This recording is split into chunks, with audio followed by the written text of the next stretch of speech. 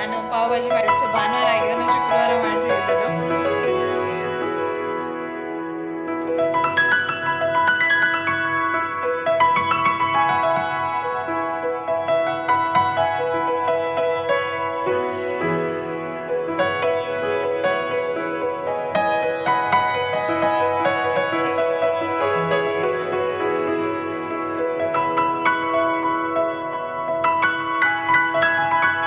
ಇದೇನೆ iconic straightener ಇದು. Yes, ಗ್ಲೀಮ್ 2.2 ಅಂತ ಇದೆ. Hair iron AI technology. ನಮಸ್ಕಾರ, ಎಲ್ಲರಿಗೂ ಚಾನಲ್ಗೆ ಸ್ವಾಗತ. ಕ್ಯಾಮ್ರಾ ಮುಂದೆ ಬಂದು ಇದೆ ಫಸ್ಟ್ ಟೈಮ್ ಮಾತಾಡ.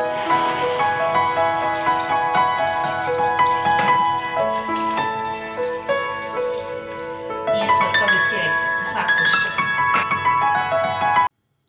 ನಮಸ್ಕಾರ, ಎಲ್ಲರಿಗೂ ಚಾನಲ್ಗೆ ಸ್ವಾಗತ. ಈ ವ್ಲಾಗ್ ಅಂತೂ ನಿಮಗೆ ಖಂಡಿತ ಇಷ್ಟ ಆಗುತ್ತೆ.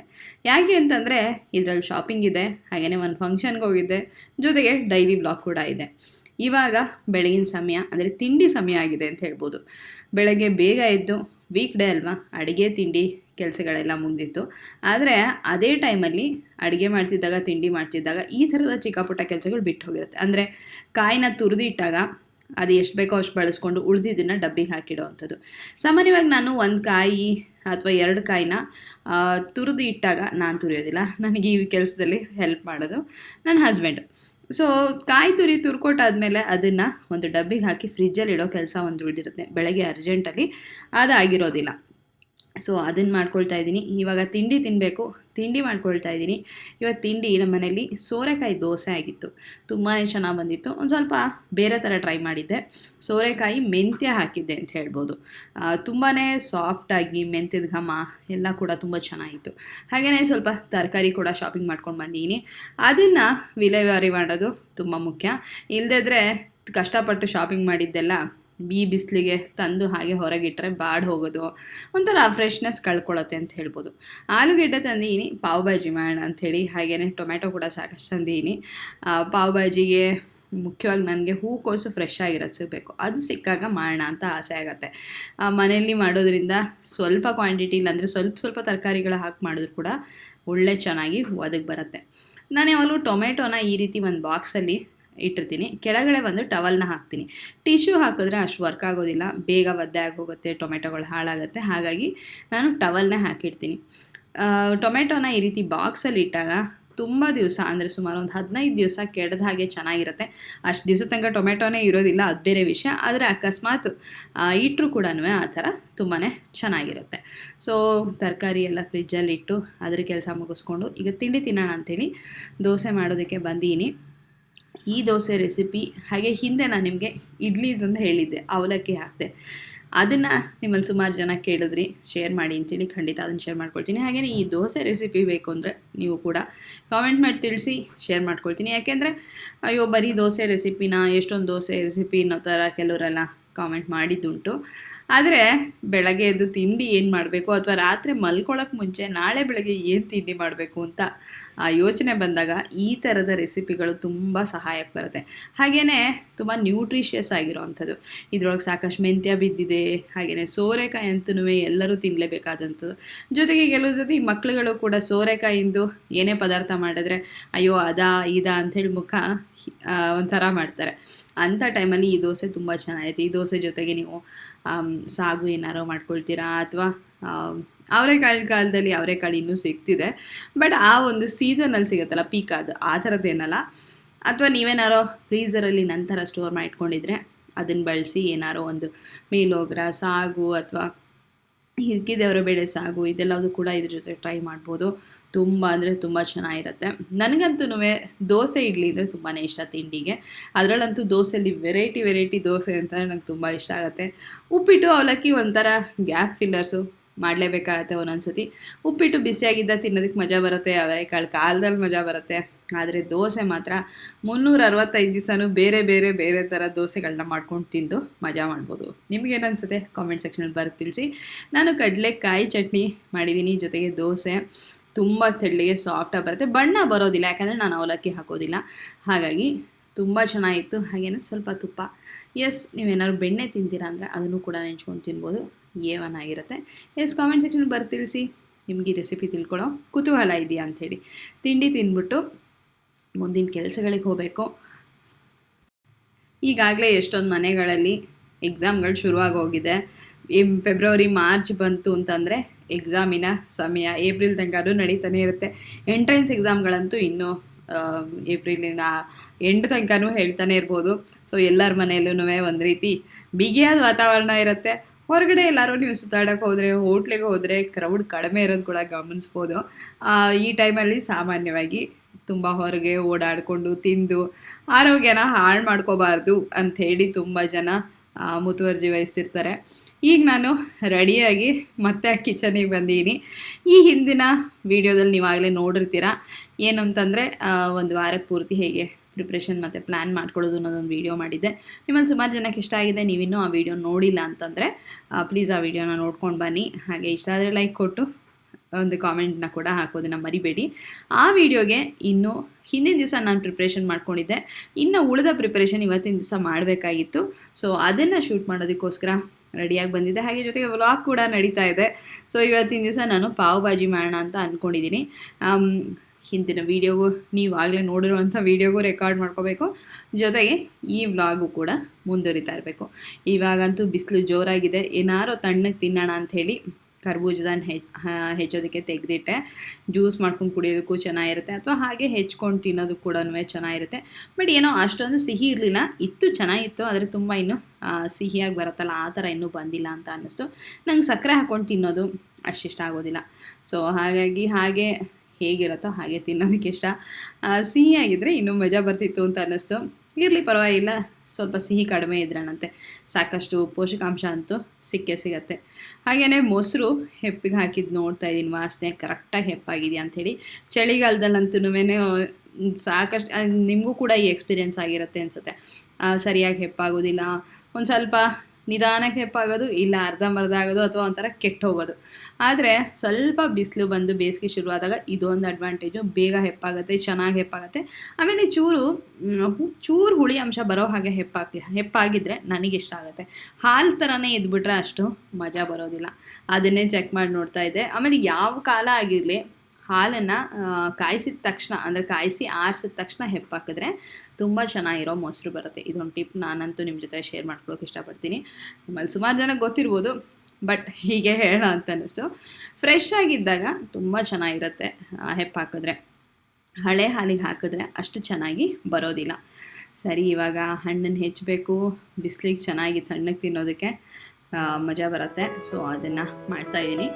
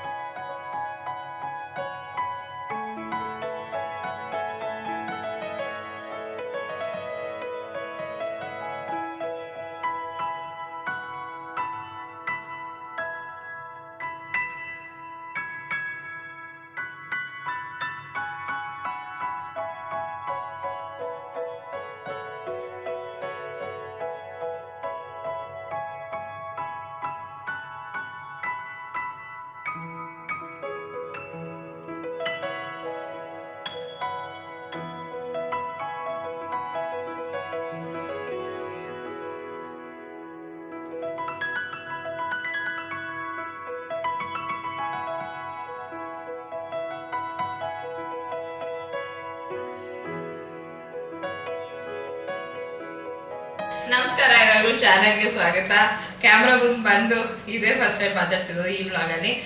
ಪಾವ್ ಭಾಜಿ ಮಾಡ್ತೀನಿ ಅಂತ ಹೇಳಿದೆ. ಪಾವ್ ಭಾಜಿಗೆ ಹೂಕೋಸು ಇಲ್ಲದಿದ್ರೆ ಆಗೋದೇ ಇಲ್ಲ. ಸೊ ಹೂಕೋಸನ್ನ ಚೆನ್ನಾಗಿ ತೊಳ್ಕೊಬೇಕು. ಉಪ್ಪು ನೀರು, ಬಿಸಿ ನೀರು ಹಾಕ್ಬಿಟ್ಟು ಉಪ್ಪು ಹಾಕ್ಬಿಟ್ಟು ಒಂದು 5-10 ನಿಮಿಷ ನೆನೆಸಿಟ್ರೆ ಇಷ್ಟು ಏನು ಬೇಕಾಗಲ್ಲ. ನನಗೆ ಎಷ್ಟು ಬೇಕಾಗುತ್ತೋ ಅಷ್ಟನ್ನು ಮಾತ್ರ ಬಿಸಿನೀರಲ್ಲಿ ಉಪ್ಪು ಜೊತೆಗೆ ನೆನೆಸ್ಬಿಟ್ಟು, ಬಿಸಿನೀರು ಅಂದರೆ ತುಂಬ ಏನು ಕುದಿಯೋದಲ್ಲ, ಸ್ವಲ್ಪ ಬೆಚ್ಚಗಿರೋ ನೀರು, ಬೆಚ್ಚಗಿಲ್ಲ ಸ್ವಲ್ಪ ಬಿಸಿ ಇರಬೇಕು. ಬಟ್ ತೀರ ಏನು ಬಿಸಿ ತುಂಬ ಬಿಸಿ ಇರೋದು ಕೆಟ್ಲಲ್ಲಿ ಒಂದು ಸ್ವಲ್ಪ ಹೊತ್ತು ಇದು ಮಾಡಿ ಹಾಕಿದ್ರೆ ಆಗುತ್ತೆ. ತುಂಬ ಬಿಸಿ ಇರೋದು ಏನು ಬೇಡ. ಇಷ್ಟು ಫ್ಲೋರೆಟ್ಸು ಸಾಕು ಅಂತ ಅಂದ್ಕೊಳ್ತೀನಿ. ತುಂಬ ಕ್ವಾಂಟಿಟಿ ಆ್ಯಕ್ಚುಲಿ ಪಾವ್ ಭಾಜಿ ತುಂಬ ಒದಗಿಬಿಡುತ್ತೆ. ನೀವು 1-2 ಆಲೂಗೆಡ್ಡೆ ಹಾಕಿ, 1-2 ಕ್ಯಾರೆಟು, ಒಂದೆರಡೇನೋ ಒಂದು ಸ್ವಲ್ಪ ಹೂಕೋಸಿಂದು ಫ್ಲಾರೆಟ್ಸ್ ಎಲ್ಲ ಹಾಕಿ ಮಾಡಿದ್ರು ನಿಮ್ಗೆ ಇಷ್ಟ ಆಗುತ್ತೆ. ಯಾಕಂದರೆ ಟೊಮ್ಯಾಟೊ, ಈರುಳ್ಳಿ, ಕ್ಯಾಪ್ಸಿಕಮ್ಮು, ಬಟಾಣಿ ಎಲ್ಲ ಬೀಳುತ್ತೆ. ಒಂಥರ ನ್ಯೂಟ್ರಿಷಿಯಸ್. ಎಲ್ಲ ಥರ ತರಕಾರಿನ ಹಾಕಿ ಮಾಡೋದ್ರಿಂದ ಅಫ್ಕೋರ್ಸ್ ಯಾವ್ದ್ರ ಜೊತೆ ತಿಂತೀರಾ ಅನ್ನೋದ್ರ ಮೇಲೆ ಹೋಗುತ್ತೆ. ಈಗ ಪಾವ್ ಜೊತೆ ತಿಂದರೆ ಮೈದಾ, ಇಲ್ಲ ವೀಟ್ ಬ್ರೆಡ್ ಅಂದರೆ ಸ್ವಲ್ಪ ವಾಸಿ. ವೀಟ್ ಬ್ರೆಡ್ ಅದನ್ನು ನೋಡ್ಕೊಂಡು ತಿನ್ನಬೇಕು. ಎಲ್ಲೆಲ್ಲಿ ಯಾರ್ಯಾರು ಹೆಂಗೆ ಮಾಡಿರ್ತಾರೇನೋ. ಇದೇ ಬಾಜಿನ ಬೇಕಾದರೆ ಚಪಾತಿ ಜೊತೆ ತಿನ್ಬೋದು, ಚೆನ್ನಾಗಿರುತ್ತೆ. ಪೂರಿ ಜೊತೆ ತಿನ್ಬೋದು, ಚೆನ್ನಾಗಿರುತ್ತೆ. ಒಂದು ನ್ಯೂಟ್ರಿಷಿಯಸ್ ಆಗಿರೋ ಸೈಡ್ ಡಿಶ್ಶು. ಚಪಾತಿ, ಫುಲ್ಕ ಯಾವ್ದ್ರ ಜೊತೆ ಬೇಕಾದ್ರೂ ತಿನ್ಬೋದು. ಫ್ರಿಜ್ ಒಳಗೆ ಇಟ್ಬಿಟ್ಟು ಬರ್ತೀನಿ 1 ನಿಮಿಷ. ಬೆಳಗ್ಗೆ ನಮ್ಮಲ್ಲಿ ಇವತ್ತು ದೋಸೆ ಮಾಡಿದ್ದೆ, ನೀವು ನೋಡಿದ್ರಿ. ಸೋರೆಕಾಯಿ ಮೆತ್ತೆ ದೋಸೆ ಮಾಡಿದ್ದೆ. ಆಮೇಲೆ ಇವಾಗ ವಾಂಗಿಬಾತ್ ಮಾಡಿದ್ದೀನಿ. ಊಟಕ್ಕೆ ರೆಡಿ ಇದೆ. ಇನ್ನೇನು ಜಾಸ್ತಿ ಮಾಡ್ತಿಲ್ಲ ನಾನು. ವಾಂಗಿಬಾತ್ ಇದೆ, ಮೊಸರನ್ನ, ಅನ್ನ ಇದೆ. ಸೊ ಇನ್ನೇನು ಮಾಡ್ತಿಲ್ಲ. ಪಾವ್ ಭಾಜಿ ಮಾಡ್ತೀನಿ.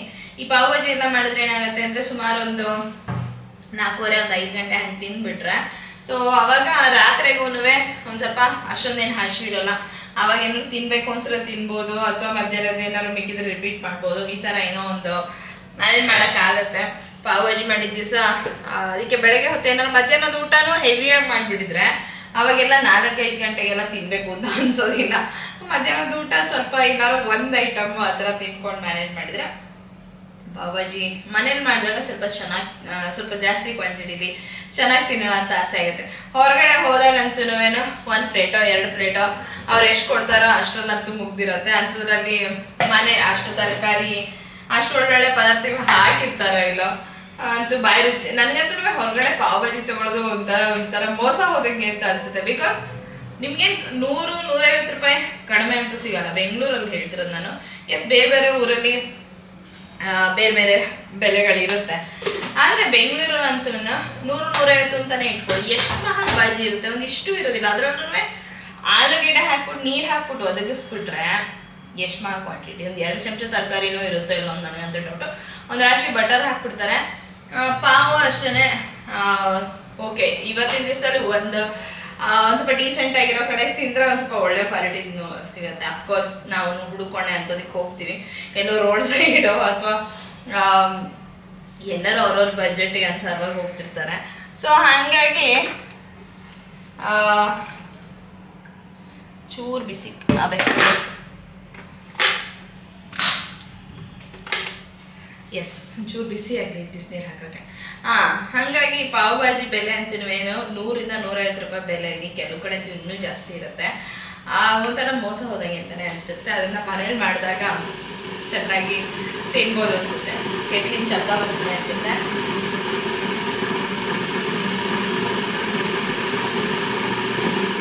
ಆಲೂಗೆಡ್ಡೆನ ಸಿಪ್ಪೆ ತೆಗೆದು ಕ್ಲೀನ್ ಮಾಡ್ಕೋಬೇಕು.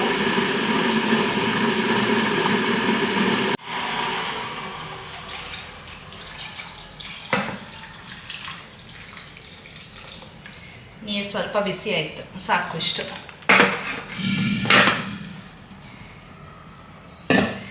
ಹಿಂದಿನ ಬ್ಲಾಗ್ ಅಲ್ಲ, ಅಂದರೆ ಹಿಂದಿನ ವಿಡಿಯೋದಲ್ಲಿ ನೀವು ವೀಕ್ಲಿ ಪ್ಲಾನ್ ಆ್ಯಂಡ್ ಪ್ರೆಪ್ ಬಗ್ಗೆ ನೋಡಿದ್ರೆ ಅದು ಹಿಂದೆ ಬ್ಲಾಗ್ ಹಾಕಿದ್ನಲ್ಲ. ಅದರಲ್ಲಿ ಯಾವ ರೆಸ್ಟೋರೆಂಟ್, ಯಾವ ಹೋಟ್ಲು, ಎಲ್ಲಿ ಥಾಲಿ ಊಟ ಮಾಡಿದ್ರಿ ಅಂತ ಎಷ್ಟೋ ಜನ ಕಾಮೆಂಟ್ ಸೆಕ್ಷನ್ ಕೇಳಿದ್ರಿ. ನನಗೆ ಆಫ್ ಮಾಡಿಲ್ವ ಅಂದ್ಕೊಂಡೆ. ನನಗೆ ಅನ್ಸು ನಾನು ವಿಡಿಯೋದಲ್ಲಿ ಹೇಳಿಲ್ವ ಅಂಥೇಳಿ ಮತ್ತು ವಾಪಸ್ ನಾನು ಹೋಗಿ ನೋಡಿದೆ. ನಾನು ಕೇಸರಿ ಅಂತ ಹೇಳಿದ್ದೀನಿ. ನಾನು ಹೇಳಿದ್ದು ಅಷ್ಟು ಸ್ಪಷ್ಟವಾಗಿ ಹೇಳಲಿಲ್ವೋ ನನಗೆ ಡೌಟ್ ಬಂತು. ಸ್ಪಷ್ಟವಾಗೇ ಹೇಳಿದ್ದೀನಿ.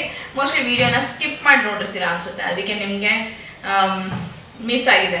ಎಲ್ಲರೂ ನಾನು ಟ್ರಾವೆಲ್ ಮಾಡ್ತಿದ್ದಾಗ ಅಥವಾ ಯಾವ್ದಾರು ಅಂದರೆ ಹೊರಗಡೆ ಟ್ರಾವೆಲ್ ಮಾಡಿದಾಗ, ಉದಾಹರಣೆಗೆ ಹೋಮ್ ಸ್ಟೇಗೆಲ್ಲ ಹೋದಾಗಲೂ ಅಷ್ಟೇ ನಾನು ಸಾಧ್ಯವಾದಷ್ಟು ಎಲ್ಲದೂ ಇನ್ಫಾರ್ಮೇಷನ್ನ ಕೊಟ್ಟಿರ್ತೀನಿ. ಎಲ್ಲಿ ಹೆಸರೇನು, ಯಾವ ಜಾಗದಿಂದ ಎಷ್ಟು ದೂರ, ಪ್ರತಿಯೊಂದೂ ಹೇಳೋದಕ್ಕೆ ಪ್ರಯತ್ನ ಪಟ್ಟಿರ್ತೀನಿ. ಸ್ಕಿಪ್ ಮಾಡಿ ನೀವು ವಿಡಿಯೋನ ನೋಡಿದಾಗ ನಿಮಗೆ ಇನ್ಫಾರ್ಮೇಷನ್ ಮಿಸ್ ಆಗುತ್ತೆ. ಆಮೇಲೆ ನೀವು ಸೇಮ್ ಕಾಮೆಂಟ್ ಸೆಕ್ಷನಲ್ಲಿ ಕೇಳ್ತೀರಾ. ಒಂದೊಂದ್ಸತಿ ನನಗೂ ಕನ್ಫ್ಯೂಸ್ ಆಗೋದು, ನಾನು ಹೇಳಲಿಲ್ವೇನೋ ಅಂದ್ಕೊಂಡು ನಾನು ಕೂಡ ಕಾಮೆಂಟ್ ಸೆಕ್ಷನ್ಗಳು ಉತ್ತರ ಕೊಟ್ಟಿರ್ತೀನಿ.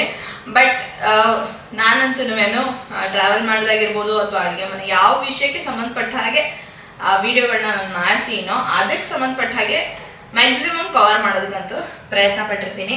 ಸೊ ಇವಾಗ ಆಲೂಗಡ್ಡೆ ಎಲ್ಲ ಸಿಪ್ಪೆ ಬಿಡಿಸಿ ಕುಕ್ಕರಲ್ಲಿ ಈರುಳ್ಳಿ ಅಲ್ಲ ಕ್ಯಾರೆಟ್ ಕುಕ್ಕರಲ್ಲಿ ಹಾಕಿ ಬೇಯೋದಕ್ಕೆ ಇಡ್ತೀನಿ. ಆಮೇಲೆ ಉಳಿದಿದ್ದೆಲ್ಲ ಕೆಲಸಗಳಿದೆ, ಅದೆಲ್ಲ ಮಾಡ್ಕೋತೀನಿ. ಅದಾದಮೇಲೆ ಸಿಗ್ತೀನಿ.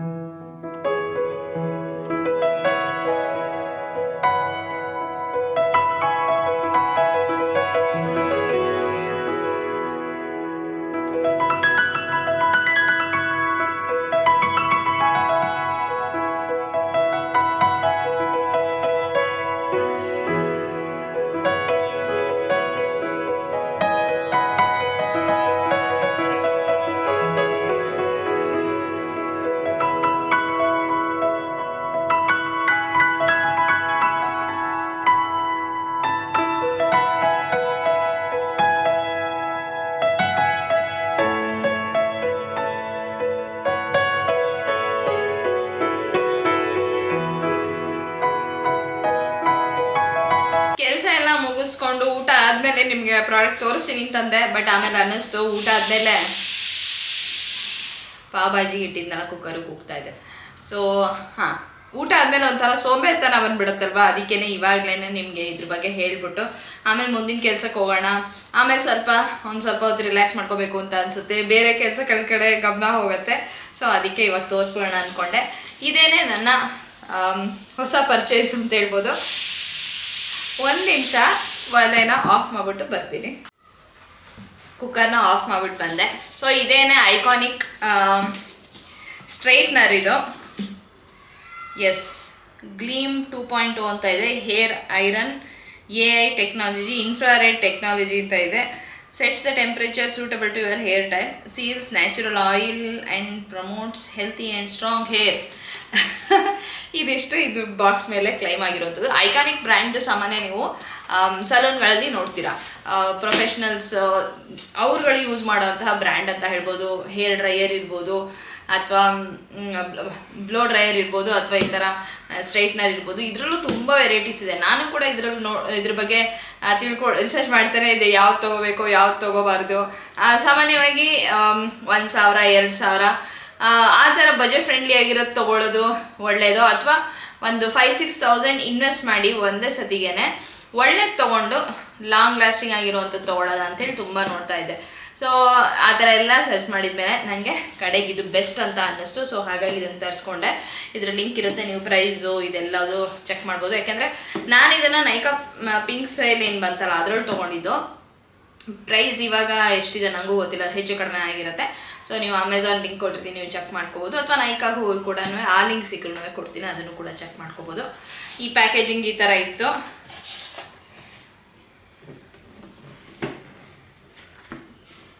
ಆದರೆ ಒಳಗಡೆ ಪ್ರಾಡಕ್ಟ್ ಇಲ್ಲ. ಪ್ಯಾಕೇಜಿಂಗ್ ಮಾತ್ರ ತುಂಬ ಅಂದರೆ ತುಂಬ ಚೆನ್ನಾಗಿದೆ. ಬಾಕ್ಸು ಅಷ್ಟೇ ತುಂಬ ಸೇಫಾಗಿ ಸೆಕ್ಯೂರ್ಡಾಗಿ ಬಂತು. ಯಾಕೆಂತಂದರೆ ಇಷ್ಟೆಲ್ಲ ಕೊಟ್ಟ ಮೇಲೆ, ಸಾರಿ ಶಬ್ದ ಮಾಡಿದ್ದಕ್ಕೆ, ಅಷ್ಟೆಲ್ಲ ದುಡ್ಡು ಕೊಟ್ಟ ಮೇಲೆ ನಾವು ಪ್ಯಾಕೇಜಿಂಗ್ ಸರಿ ಇಲ್ಲದಿದ್ರೆ ಬೇಜಾರಾಗುತ್ತೆ. ಸೊ ಅದರೊಳಗಡೆ ಇಲ್ಲ. ಬಟ್ ಈ ಪೌಚ್ ಒಳಗಿದೆ. ಈ ಪೌಚ್ ಕೂಡ ಬಾಕ್ಸ್ ಒಳಗೆ ಇತ್ತು. ಅದ್ರ ಜೊತೆಗೆ ಬಂದಿದ್ದು, ನಾನೇ ಕೊಂಡ್ಕೊಂಡಿದ್ದಲ್ಲ, ಪ್ಯಾಕೇಜಿಂಗ್ ಜೊತೆಗೇ ಬಂದಿದ್ದು. ಅವ್ರ ಉದ್ದೇಶನೂ ಅದೇ ಆಗಿತ್ತು ಅನಿಸುತ್ತೆ. ಅನ್ಬಾಕ್ಸ್ ಮಾಡಿದ್ಮೇಲೆ ಈ ಪೌಚಲ್ಲಿ ಹಾಕಿಟ್ಕೊಂಡ್ರೆ ಟ್ರಾವೆಲ್ ಮಾಡಬೇಕಾದ್ರೂ ಕೂಡ ತೊಗೊಂಡೋಗೋದಕ್ಕೆ ಈಸಿ ಆಗಿರುತ್ತೆ. ಯಾಕೆಂದರೆ ಸುಮ್ಮನೆ ಹೀಗೇನೆ ಇಟ್ಬಿಟ್ರೆ ಈ ಪ್ಲೇಟ್ಸು ಡ್ಯಾಮೇಜ್ ಆಗೋ ಸಾಧ್ಯತೆ ಇರುತ್ತೆ. ಯಾವ್ದಾರ ಅಕಸ್ಮಾತ್ ಯಾವ್ದಾರ ಒಂದು ಹಾರ್ಶ್ ಇದು ಸರ್ಫೇಸ್ ಜೊತೆಗೆ ಟಚ್ ಆಗಿ ಅಥವಾ ಏನೋ ಗೊತ್ತಿಲ್ಲ, ಯಾವುದೋ ಒಂದು ಇದಕ್ಕಾಗಿ ಅದು ಹಾಳಾಗೋ ಸಾಧ್ಯತೆ ಇರುತ್ತೆ. ಬಟ್ಟೆ ಜೊತೆಗೆ ಇಟ್ಟಾಗ ಎಲ್ಲದು ಮಿಕ್ಸ್ ಆಗೋದು, ವೈರ್ ಒಂದು ಕಡೆ ಹೋಗೋದು, ಇದೆಲ್ಲದು ಕೂಡ ಅವಾಯ್ಡ್ ಆಗುತ್ತೆ. ಈ ಪೌಚಲ್ಲಿ ಕ್ಲೀನಾಗಿ ಹಾಕ್ಬಿಟ್ಟು ಜಿಪ್ ಹಾಕಿಟ್ರೆ ತುಂಬ ಚೆನ್ನಾಗಿದೆ. ಕ್ವಾಲಿಟಿ ಕೂಡ ತುಂಬಾ ಚೆನ್ನಾಗಿದೆ ಈ ಪೌಚಿಂದು. ಸೊ ಇದೇನೇ ಅದು ಸ್ಟ್ರೈಟ್ನರು. ಇದು ಪ್ರೈಸು ಸುಮಾರು 5,000-6,000 ರೇಂಜಲ್ಲಿ ಇದು ಪ್ರೈಸ್ ಇದೆ.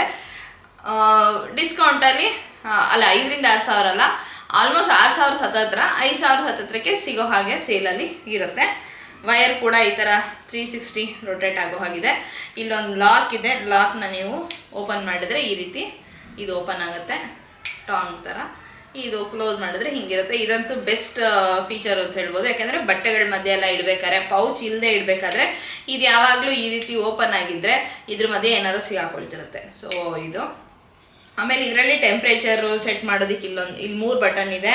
ಒಂದು ಟೆಂಪ್ರೇಚರ್ ಇದು ಮಾಡೋದಕ್ಕೆ, ಇನ್ನೊಂದು ಆನ್ ಮಾಡೋದಕ್ಕೆ ಬಟನ್ ಇದೆ. ಆಮೇಲೆ ಇನ್ನೊಂದು ಬಟನು ಮೋಸ್ಟ್ಲಿ ಟೆಂಪ್ರೇಚರ್ ಇದು ಸೆಟ್ ಮಾಡ್ಕೊಳ್ಳೋದು, ಇನ್ನೊಂದು ಹಾಗೆ ಇನ್ಕ್ರೀಸ್ ಮಾಡೋದಕ್ಕೆ ಇನ್ನೊಂದು ಬಟನ್ ಇದೆ. 3 ಬಟನ್ ಇದೆ. ಆಮೇಲೆ ಇದ್ರದ್ದು ಏನು ಬೆಸ್ಟ್ ಪಾರ್ಟ್ ಏನಂದರೆ ಇದು ಟೈಟಾನಿಯಮ್. ಇದು ಪ್ಲೇಟ್ಸ್ ಇಲ್ಲಿ ಕಾಣ್ತಿದೆಯಲ್ಲ, ಸೆರಾಮಿಕ್ ಕೋಟೆಡ್ ಅಲ್ಲ, ಇದು ಟೈಟಾನಿಯಮ್. ಇದು ಟೈಟಾನಿಯಮ್ ಆ ಪ್ಲೇಟ್ ಇದ್ದಾಗ ಅಡ್ವಾಂಟೇಜ್ ಏನು ಅಂದರೆ ನಿಮ್ಮ ಕೂದಲು ಎಷ್ಟೇ ರಫ್ ಆಗಿದ್ರೂ ತುಂಬಾ ಚೆನ್ನಾಗಿ ಬೇಗ ಒಂದೇ ಸ್ವೈಪಲ್ಲಿ ಸ್ಮೂತ್ ಆಗುತ್ತೆ. ಇದು ಅಂದರೆ ಐರನ್ ಆಗುತ್ತೆ. ಸೊ ಇವತ್ತಿನ ದಿವಸ ನಾನು ತೋರ್ಸೋಕೆ ಹೋಗೋದಿಲ್ಲ, ಯಾಕೆಂದರೆ ನಾನು ಇವತ್ತು ಹೇರ್ ವಾಶ್ ಮಾಡಿಲ್ಲ. ಹೇರ್ ವಾಶ್ ಮಾಡಿದ ದಿವಸ ತೋರಿಸಿದ್ರೆ ಇವತ್ತು ಮಾಡೋಕ್ಕೆ ಹೋದರೆ ಏನಾಗುತ್ತೆ ಅಂದರೆ ಏನಾದ್ರು ಧೂಳು, ಆಯಿಲ್ ಇದೆಲ್ಲ ಡೆಪಾಸಿಟ್ ಇರುತ್ತಲ್ವ, ಅಷ್ಟು ಚೆನ್ನಾಗಿ ಎಫೆಕ್ಟ್ ಬರೋದಿಲ್ಲ. ಬಟ್ ಹೇರ್ ವಾಶ್ ಮಾಡಿದಾಗ ಫ್ರೆಶ್ ಆಗಿದ್ದಾಗ ಸೆಟ್ ಮಾಡಿದ್ರೆ ಚೆನ್ನಾಗಿರುತ್ತೆ. ಯಾವೆಲ್ಲಾದ್ರು ತೋರಿಸ್ತೀನಿ. ಬಟ್ ರಿಸಲ್ಟ್ ತುಂಬ ಚೆನ್ನಾಗಿದೆ. ಜಸ್ಟ್ ಒಂದು ಇದ್ರೊಳಗೇನೆ ಸ್ವೈಪಲ್ಲ ಏನಂತಾರೆ, ಒಂದು ಇದರಲ್ಲೇ ಆಗುತ್ತೆ ಅಂತೇನಿಲ್ಲ. 1-2 ಸತಿ ಮಾಡಬೇಕಾಗುತ್ತೆ. ಬಟ್ ನಿಮ್ಮದು ತುಂಬ ಫ್ರಿಝಿ ಆಗಿಲ್ಲ ಅಂದರೆ ಇದ್ರೊಳಗೂ ಸ್ವೈಪ್ ಅಂತಲೇ ಹೇಳ್ಬೋದು. ಇದ್ರೊಳಗೂ ಆಗುತ್ತೆ, ಸ್ಟ್ರೈಟ್ ಆಗುತ್ತೆ. ಆ್ಯಂಡ್ ಟೆಂಪ್ರೇಚರು ಎಷ್ಟು ಕಡಿಮೆ ಬೇಕೋ ಅಷ್ಟು ಕಡಿಮೆ ಸೆಟ್ ಮಾಡ್ಕೋಬೋದಲ್ಲ, ಅದೇ ಇದ್ರದ್ದು ನನಗೆ ಅಡ್ವಾಂಟೇಜ್ ಅಂತ ಅನಿಸಿದ್ದು. ಈ ಪ್ಲೇಟ್ಸು ಅಷ್ಟೇ ಸ್ಮೂತ್ ಆಗಿದೆ. ಆಮೇಲೆ ಇಲ್ಲಿ ಯಾವುದೇ ರೀತಿ ಓಪನಿಂಗ್ ಇಲ್ಲ.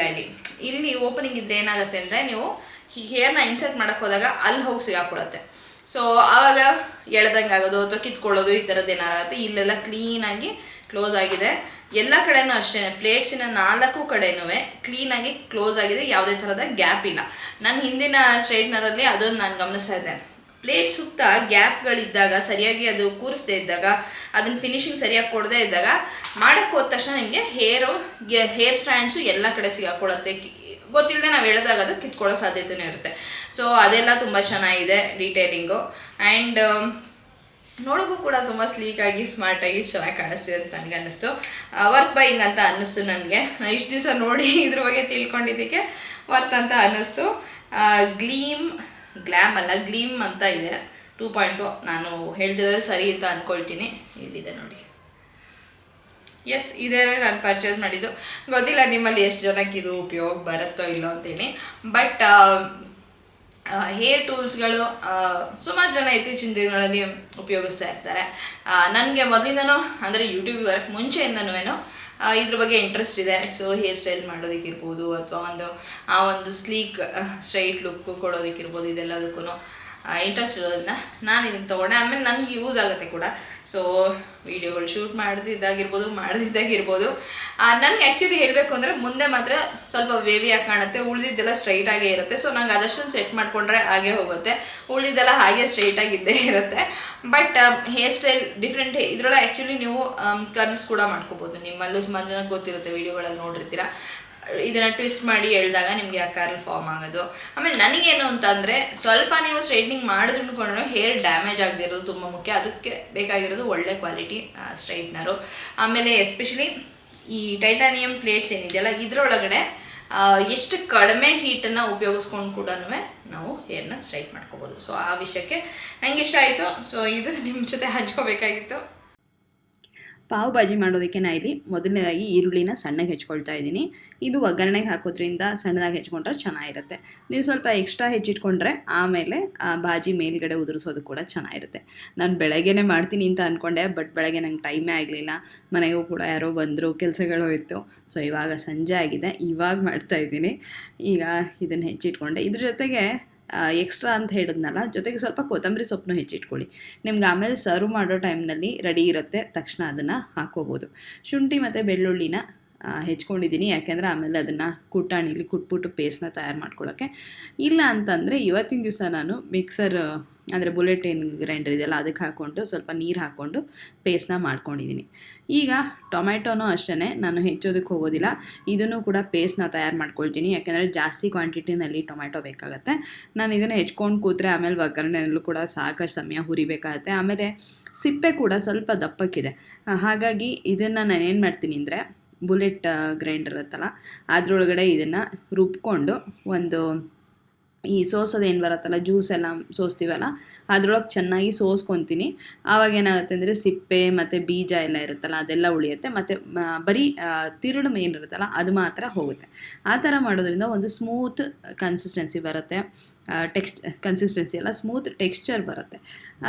ಆಮೇಲೆ ಇಲ್ಲಿ ಕುಕ್ಕರ್ನಲ್ಲಿ ಹೂಕೋಸು, ಆಲೂಗೆಡ್ಡೆ ಮತ್ತು ಕ್ಯಾರೆಟು ಎಲ್ಲದನ್ನು ಕೂಡ ಬೇಯಿಸಿಟ್ಕೊಂಡಿದ್ದೀನಿ. ಈಗ ಒಂದು ದಪ್ಪ ತಳ ಇರುವಂಥ ಪಾತ್ರೆನ ಇಟ್ಕೊಂಡಿದ್ದೀನಿ.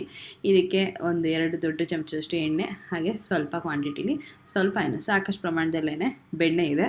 ಬೆಣ್ಣೆ ಹಾಕೋದ್ರಿಂದ ಒಂದು ಒಳ್ಳೆ ರುಚಿ ಬರುತ್ತೆ. ಪಾವ್ ಭಾಜಿಗೆ ಬೆಣ್ಣೆ ಬಿದ್ದರೆ ಚೆನ್ನಾಗಿರುತ್ತೆ ಅಂತ ಹೇಳ್ಬೋದು.